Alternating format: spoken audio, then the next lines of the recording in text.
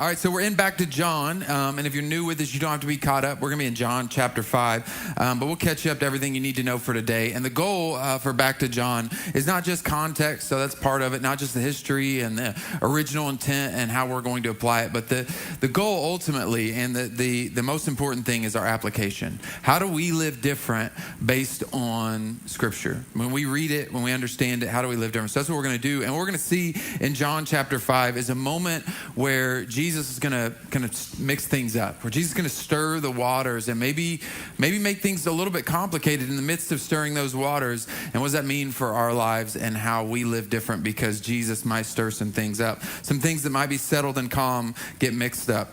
All right, so we're going to look in John chapter 5, verse 2. John chapter 5, verse 2. It says, "Now there is in Jerusalem by the sheep gate a pool, which is called in Hebrew Bethesda, having 5 porches. In these lay a great multitude of sick people, blind, lame, paralyzed, waiting for the moving of the water. For an angel went down at a certain time into the pool and stirred up the water. Then whoever stepped in first after the stirring of the water was made well of whatever disease he had." So at least in verse 4, this idea of an angel showing up in this pool, right? They're all of a massive number of paralyzed, lame, blind, sick people were surrounding the pool, waiting for their moment to get healed. It was kind of interesting, and almost every scholar agrees with this idea that John is not affirming that this is an actual moment where people are getting healed. John is telling you about history of what people believed and what tradition they had, because this moment in this pool and the angel stirring the pool actually is just a tradition, and it's a kind of a pagan tradition. Like, you look back and you see that stirring of that pool was not a Jewish idea. It wasn't the original religion of Jerusalem. It was a pagan idea. The Romans actually potentially had a temple right next to it of one of their goddesses that was like the god of the hospital, and so a god of the sick. And so this idea of where they're waiting is they're waiting for a spot, a location in which might be outside of their normal religion. They're expecting God to show up in a way that is not in line with their original religion. So they're waiting, they're sitting, they're waiting for the water to get stirred. It's kind of funny too, because they try to look at, we finally discovered this pool. We finally discovered where the pool was. It took us a few centuries. And the more they look at like the aqueducts and the way that it was compiled, because the Romans were really good at building pools and using the springs that were around the city. But the more we looked into it, they think that the reason the water might have got stirred is because Herod built his own kind of bathroom system down the way. And so the water and the way the backflow happened, I don't know the physics of it all, but they suspect, at least some people suspect, that maybe his water system stirred that pool. And I don't know about you, but I think it's funny to think, I've been waiting for my miracle and thinking it was an angel when it was just Herod flushing. You know, it was like just that dude down the street. Can you imagine, like, all this time, like, I saw God do the miracle. Oh, no, that was somebody in the bathroom, actually, is what happened. But they had this tradition. They believed that somebody stepped in, and I don't know if somebody got healed from that water, and so it became a tradition, or if it happened a lot. But either way, that was the belief system that they were waiting on. And yet what we're about to see is it's not an angel that stirs the water. It's not an angel that brings the healing. It's about to be Jesus who stirs the water. It's about to be Jesus who brings the healing. So we're going to move on to verse 5 of John chapter 5. "Now a certain man was there who had an infirmity 38 years. When Jesus saw him lying there and knew that he'd already been in that condition a long time, he said to him, 'Do you want to be made well?' The sick man answered him, 'Sir, I have no man to put me into the pool when the water is stirred up. But while I am coming, another steps down before me.' Jesus said to him, 'Rise, take up your bed, and walk.' And immediately the man was made well, took up his bed, and walked. And that day was the Sabbath." So for this man, 38 years, he's been in this condition. And in one moment, he thought, it was just, if I can just get to the water first. Because apparently it has to be the first person in the pool. It can't just be everybody who gets to the pool. People are stepping over me to beat me there, and I need somebody to get me to the pool. If I can just get to this pool, then I'll be healed. Then I'll be made whole. If I can just get there first, then I'm going to be all right. And for 38 years, he's had this condition. And I don't know what that looks like, but that should have changed everything about his perception. He was waiting on an angel and Jesus showed up instead. He was waiting on the water to be stirred by an angel, and it was Jesus who stirred his waters and mixed things up to a way to where he, from 38 years of a condition, now, I don't know if he's sitting by the pool for 38 years, if he comes every single day for 38 years, but the man still had hope after 38 years of whatever condition he had. And I'm kind of impressed by that. Like, I'm impressed that he continued to believe. Like, he went outside of the Jewish system, the Jewish beliefs and how they could be healed. He went outside of that, and he went to a pagan direction because he still believed there was a chance for him to be healed. 38 years, he had hope that something could happen, and Jesus did it in a moment. I don't know what that looks like. I don't know what that feels like. All I know is for 38 years, you hope for a change. I'm impressed that you continue to have hope. Like, for me, there are things in my life that I just have decided are always going to be there, right? Like, the older I get, the worse my allergies get, and I'm not like still praying for healing. I should be. I should have that kind of faith. Hasn't been that many years that I've had allergies continue to get worse every year, and yeah, I'm already just kind of like, this is life. This is what getting old looks like. And this guy who's paralyzed for 38 years is still hoping. He's got more faith than I do. This is just part of age, you know? My back's going out. It's getting tighter sometimes. Like, all of these things that I've just settled for, this man's like, nah, I'm gonna believe God for something. And yet it gets complicated, right? Like, it gets complicated because it happens on the Sabbath. And now we're gonna see how sometimes when the water gets stirred, I don't know if you've ever been to a lake and you go step out into the lake and you start to kind of stir up the water, stuff starts coming to the surface. Starts to get a little bit muddy, a little bit murky. The places you step, the places you stir that water are the places that get a little bit murky. And this moment for him should have been what I'll call an anchor point, like a life-changing, the way I see this water, the way I see this life, the way I see the Jewish system, the way I see everything about me internally should have changed. And it doesn't seem like it changed for him. It wasn't an anchor point for him, because when the water stirred and mixed things up, it was supposed to be an angel that stirred the water, but instead it was Jesus, and you missed it. Like, it seems like it didn't change him internally. It only changed him externally. He only didn't have the external condition, and it should have changed both. It should have been an anchor point that he could always look back to and be like, I don't know a lot of things. I don't know about this pool. I don't know about the Jewish system and how they said I should be healed, but I do know a guy who healed me. This should be an anchor point for his life, where it's like, I have a lot of questions about why it took 38 years for God to heal me, but I do have one answer, and his name is Jesus. It should have been an anchor point for him. But because the stirring of the water, and because it made things a little bit muddy being a Sabbath, we're going to see where this guy misses it. He missed the miracle for the mud. Right? The water stirred, the mud starts it gets murky, you don't understand it. Because the water gets stirred, you miss the miracle in the water for the mud that gets stirred up. And here's what happens in verse 10. And so the Jewish leaders said to the man who had been healed, "It is the Sabbath. The law forbids you to carry your mat." But he replied, "The man who made me well said to me, 'Pick up your mat and walk.' So they asked him, 'Who is this fellow who told you to pick up and walk?' The man who had healed had no idea who it was, for Jesus had slipped away into the crowd that was there." Who was it? I don't know. I was too focused on the fact that I had a miracle. I was like, I couldn't walk, and now I can walk, and I completely missed the one who brought it. The package that I got a package that was amazing and it was fantastic, and I missed the FedEx driver that delivered it. I missed the angel that showed up at my front door to tell me the great news that I had. I missed the miracle maker in the midst of my miracle. He didn't even know who it was. He lost the most important thing that had showed up in his life because he had been so focused for 38 years on one condition, he missed that this was bigger. And some of the context that we're going to see later on, and some of the context of what he's saying, seems like he maybe really misses it. Like maybe this moment is him throwing Jesus under the bus. Like it seems like the context of his life, he misses it so big. He's like, look, don't talk to me. That's that dude's fault. Bro, he just healed you. Why are you throwing Jesus under the bus? I don't know. Somebody else told me to do this. This is not on me. This is not my fault. That could have been a moment to be like, someone healed me. I need to know who it is. You can be mad at me, Jewish leaders, if you want to. You can be frustrated at me. All I know is that there was a miracle that took place in my life, and I need to know who it was who brought me the miracle. But that's not what happens to him. He misses the miracle in the mud, right? He misses the miracle because the water got stirred. He was waiting on an angel to stir the water, and he missed the actual angel that showed up, the Son of God that was right in front of him, that did everything he was hoping would be done for him. He missed all of it. because of the muddiness of it. Because now it's the Sabbath, and now it got muddy, and now it became difficult, and now it became frustrating, and now he missed out on everything that it could have been. And so today, my question for you, and the thing that I kind of want to wrestle with in our lives and really start to apply what these verses might teach us, is are you okay if the miracle comes with mud? Are you okay with if the stirring of the way God delivers the miracle in your life, if it comes with some additional complications? Are you cool with that? Because I think there's an ability to miss something beautiful because it also has attached to it some responsibility that we're supposed to take care of.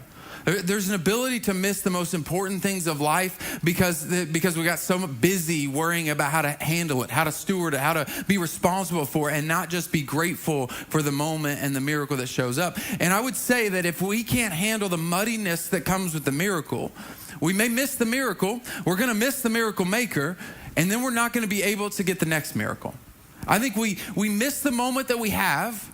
We miss the miracle that was in our midst sometimes because it got muddy and it got murky and we got to deal with Sabbath and the arguments and all the things that come along with what happened. We miss that, but we also can't have our next one. I don't think we can get to our next miracle that God is trying to do, the next deliverance, the next big thing God is trying to do in our lives, because we can't handle the first one he gave us. We're too worried about the first thing he gave us that came with a little muddiness, came with a little mixture, came with a little bit, but for us to not miss it, because the healed man missed it.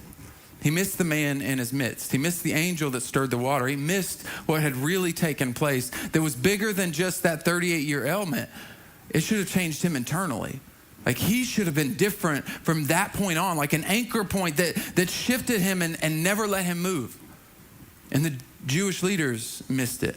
That's what's funny about this. The Jewish leaders are so focused on their rules and the way that life should go. I don't know, for some of you who are type A, who are very structured, 8:30 crowd, you're probably a little more than the average in our church. So this may speak to you a little bit more. When God does something outside of the way we expect him to do it, do we miss him? They were like, well, that's not how he's supposed to do it. You can't bring deliverance that way. Oh, that person who doesn't have their life together can't be the person to give me advice and wisdom. That must not be God, because their life doesn't look as good as my life, so I can't hear it. Like the outside of the structure and the rules and the plans and the ways in which we think God should work in our life, do we miss him in the midst because it doesn't fit our narrative, our box, our structure, our plan? Like, no, this wasn't a part of my 10-year plan, God. Absolutely not. We can't take that miracle right now because that's supposed to happen in 10 years. We can't accept this thing because it's too muddy in the midst. And so Jesus, for the Jewish leaders, the rest of John 5, Jesus just tells them exactly who he is. Like, this is the moment where when I say Jesus stirs the water, it's not just a metaphor for him stirring the water and healing the man. It's also he starts to stir the water and he starts to get persecuted because he finally decides to let the Jewish leaders know who he is. This is the moment in John 5 where real persecution starts in his life because he doubles down. He's like, no, actually, I only do what the Father told me. And so, like, I'll work on the Sabbath because God the Father, my Father, has never stopped working. So I'm going to keep working. And they're like, whoa, and they get offended. The Jewish leaders are like, how dare you? Absolutely not. And so they're devastated. And so Jesus gives them what should be an anchor point. Should be like that moment where it's like, hold on. Don't miss the miracle because it was on the Sabbath. Don't miss the fact that the guy carrying the mat is carrying a mat because he was laying on it because he was paralyzed, because he couldn't get up before. You missed the whole point because it didn't fit inside your box. No, Jesus, do it on Tuesday. Do it on Wednesday, but just don't do it on Saturday. That's our Sabbath. You can't heal on the Sabbath, and how dare you have that man pick up his mat and walk on the Sabbath? How dare you? Like, you missed the whole point. Did you see that guy for 38 years was sick? Did you miss that? The guy that you've probably been around and you've seen because he's been here for a long time waiting for his healing, you missed that for the rules, for the structure? And Jesus just goes and breaks down what should be an anchor point for them, where he's like, listen, I'm stirring the water and I'm going to tell you who I am. I'm the Son of God, and I'm going to do what I'm going to do because I'm the Son of God. You know, like if I want to heal on the Sabbath, I'll heal on the Sabbath. Come at me. Like, what are you going to do? And then he just breaks down the proof of who he is. In John 5, he just breaks it down. He's like, listen, let me tell you one spot. There's 3 spots for me that are like points that should be anchor points for them to go, all right, you proved it. And John 5, he's like, listen, I've had one witness, and his name was John the Baptist. You saw him. You saw what God did through him. There's the first witness. And he said the second witness happens because all of the miracles that you've seen, right? He goes through John 5 and he explains to them, like, the miracles that are taking place should be evidence enough for you that I am who I say I am. And then lastly, the one that's like the mic drop moment for Jesus, it should have been the moment where it all clicked and we're like, oh, no, you're right, we see it. Like, the very scriptures you're pointing to argue against me point to me. The thing that you're arguing about, the rules that you have created based on the scriptures that I'm talking about, if you would have believed those scriptures, if you would have listened to Moses, you would have seen me. You would have seen me the whole time. It's like there is enough proof for this thing that I'm doing that you can maybe ignore the muddiness. If you looked long enough and realized that's 3 points of evidence that I am who I say I am, it's enough to drop your rules, your structure, your organization, all the plans that you had for your life, to drop all of those things and trust me. It's an anchor point for them to see the angel that stirred the water, to see the Son of God that stirred the water rather than the mud that was created in the water. It was enough to look and to see and go, all right, I know enough. Like, I don't know how it fits in my narrative. I don't know all of this training I've had under all these great rabbis that have taught me about the Sabbath and the rules that we're supposed to keep. I don't know how all this fits, but I do know enough to know that you are who you say you are, so I'll follow. And that honestly should be how our life looks. Like, we're not going to get all the answers. Maybe some of us lie to ourselves. I do quite often. Lie to myself about how much I know. But when it comes down to it, there are more things that I don't know than that I do know. Right? There are so many things in life that I don't have answers to. Why God does it this way? Is God trying to do it this way? Did he just allow it to happen? All of the things in this life that I don't have answers to. A bunch, like a lot. I know that's really comforting. Come to church, come to TheBrick.Church. We're so excited. Your pastor's going to tell you how much he doesn't know. But I do know enough to follow. Like, I've been given enough to trust. I've been given enough information to see who he is. There's a lot of mud. There's a lot of stirring and a lot of mixing and a lot of things that I don't understand about this life and the way things work and the way things that don't work, right? You're like, that should have worked. Why didn't that work? That should have been easy. Why isn't that easy? And I don't have all the answers for that, but I have seen enough to know. And I do know enough to know who to follow. There was a moment where I found an anchor point, right? Like, and this moment for the healed man should have been an anchor point where it's like, I don't know what happened, but I'm going to follow him. I'm going to trust him. For our lives, there's probably some anchor points. For some of you, maybe it was a miracle in your life. There was a thing you prayed for and you said, God, if you do this thing, I will trust you the rest of my life. And he did the thing. And then you find yourself in days going, but hold on, was that just a coincidence? It was like, that really him? Like, there was an anchor point for me, and it wasn't a miracle. It was a little bit more intellectual. When I was younger, I started wrestling with my faith, and I thought, what are the odds that I just happened to be born in the right country, into the right family to teach me the right things, right? Those are like statistically low odds. So I started to wrestle and doubt, like, maybe I'm just duped. Maybe I just believe this thing because I was born in it, and I'm kind of just, you don't notice the temperature of the water you're in. You know, you just didn't know. Like, well, of course I'm a Christian because I was born into a Christian family. That's why I chose to follow. And so I started to wrestle with that idea.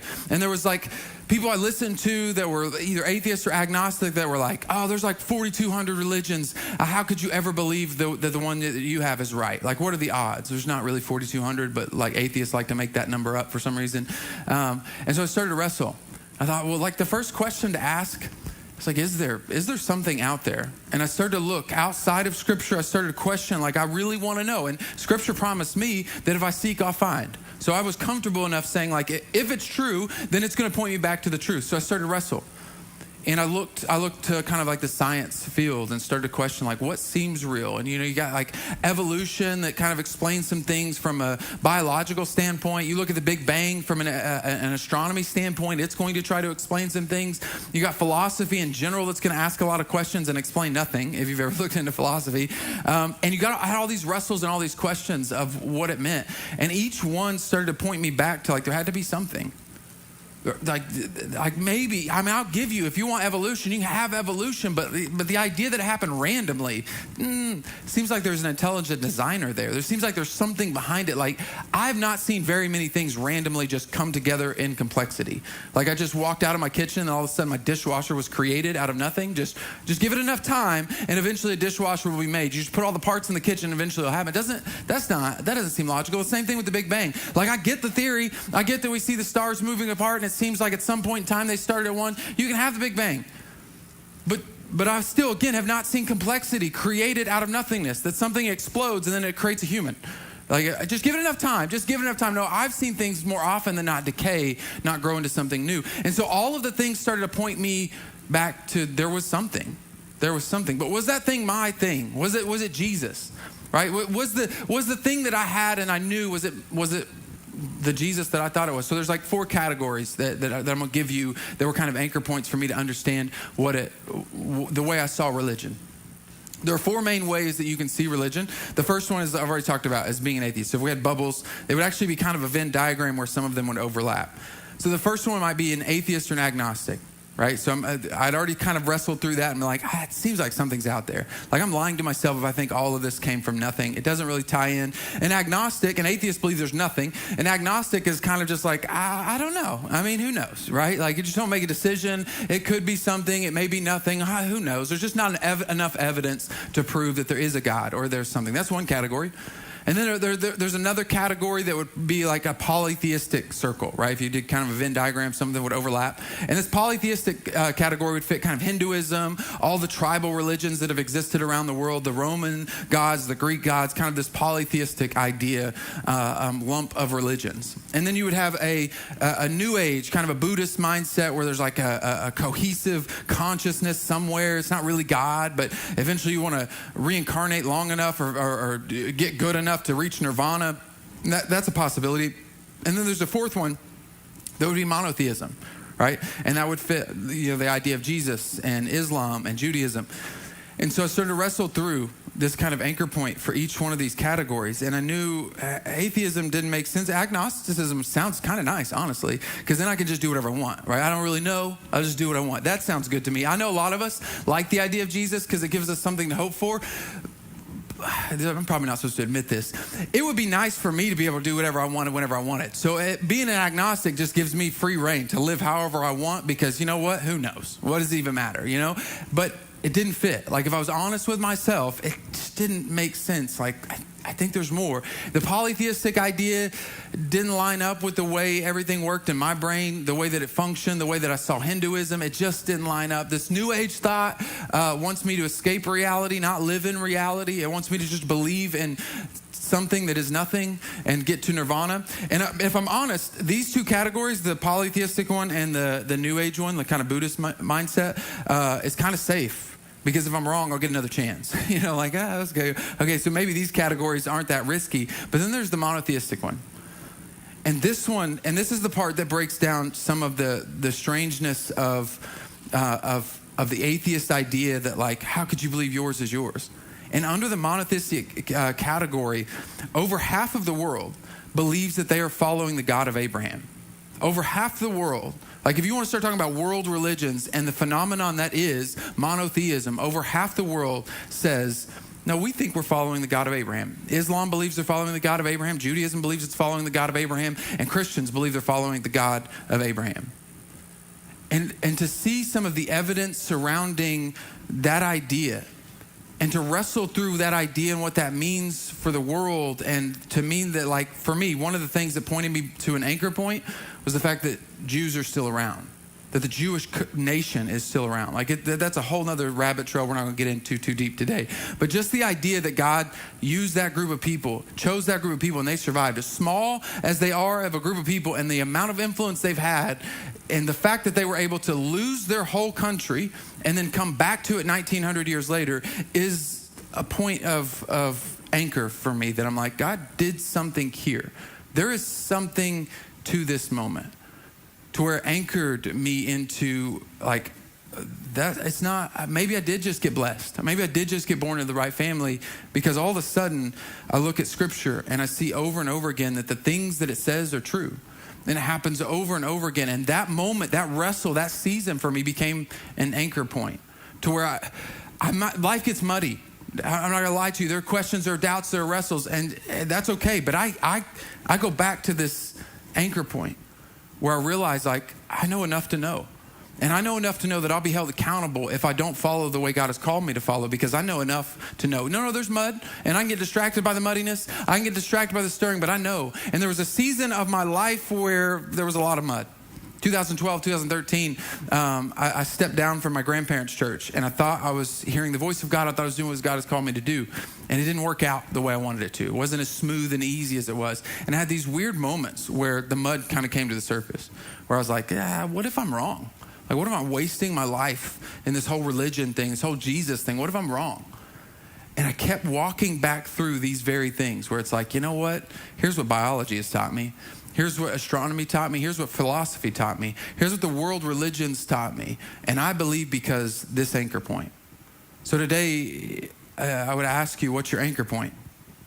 What's that thing that you point back to that holds you steady? Like that you know, like as muddy as it gets, you can't see your hand in front of your face because it got too muddy. You can't see the things going on in life, but you know enough to know that he's good enough to follow. He's good enough to trust. What's your anchor point to know that, like, don't move from this spot? That's where you got healed. That's where you got changed.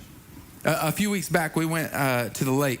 And my kids, for their birthday, had really wanted Crocs, those shoes that are really ugly, the Crocs, right? And then I looked at the prices of them, and I was like, I'm sorry, we're paying what for plastic, basically water shoes, plastic, ugly water shoes. That's what we're gonna pay that for them? Like, do they have like these Gators at Walmart or something, some knockoff brand that aren't Crocs? There's got to be, because that's how I grew up. We didn't get no name brand stuff when I was growing up. We ain't gonna get these kids these nice shoes that they're gonna ruin in a week. But they got their Crocs, right? So they got their Crocs. So we go to the lake, and it's the perfect shoe for the lake, because who cares what happens to it? It's hideous already. It can't get any uglier. And so we go to the lake. We go to the lake, and my daughter's out there. My daughter is like super adventurous, wants to pick up all the gross stuff. I taught her how to catch a crawdad, and we did all kinds of stuff out in the water. And she starts to go a little deeper and then goes to the side where it's muddier. And as she's walking out there, she's on an adventure for something. I don't know what. She probably saw some random dangerous animal. But she goes on an adventure, and she steps in the mud, and it gets really muddy. Like, there's a rocky spot, really muddy spot. She steps in the mud, and her Croc gets stuck. She's like, oh no, my Croc is stuck, but she doesn't stop moving. She keeps going towards the thing because the adventure that she's on is more important than the Croc, apparently, at that point. Even though she begged for Crocs for her birthday, even though it's something that was really important to her, the thing that distracted her seemed more important in that moment. And her Croc got stuck in the mud, and the water was just real muddy, so you couldn't see it anymore. And she walks on towards it. And then for, like, I kid you not, 20 minutes straight, she is looking for this Croc in the mud. Like, you were right by that stick. You were right. No, go back. And I'm like, I'm on the shore because I'm not getting out there. That's on you. That's your dirty Croc. That's your fancy shoe that you lost. That's on you. You find it. I told you not to move. I told you not to go any further. Told you where you stood, but you got distracted. And the Croc was stuck in the mud for 20 minutes. She couldn't find it. Like, she could not find any of it. It was nowhere to be found. I was like walking a line back and forth. Eventually, you're going to step on it. You can't miss it. You can't be that far away from it. But because she had walked far enough away from the anchor point, she couldn't find the thing that was really important to her. She couldn't find the thing that she begged for her birthday, the thing that she put nice decorations on that she really wanted, that was really important to her. She missed out on it because now the muddiness, the murkiness, the distractions lost her anchor point. She had to leave it.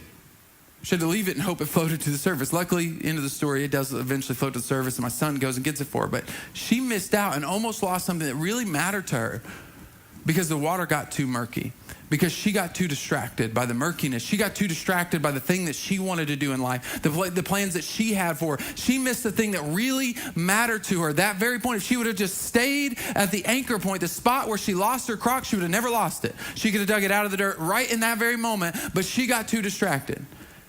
That was the thing that you asked for your birthday. It's not something you really wanted. And how many of us miss the thing for the muddy water? Miss the miracle for the muddy water? We get distracted from the thing we've been praying for, the thing we've been begging for, the thing God did in our life. What do I mean? Maybe for some of you, you are at the exact job you've been praying for. This is everything you want. Maybe you prayed to be remote and you're remote. Maybe you prayed for a promotion, you got it. Maybe it's the exact way you want it to work. But because it's a little bit muddy, because your boss doesn't talk to you the way that you wish your boss talked to you, maybe because the coworkers aren't as nice as you'd hope they would, maybe it's not as easy as you planned for it to be, and you miss the miracle of the very thing you prayed for because it got a little muddy, because it got a little murky, because you got a little distracted.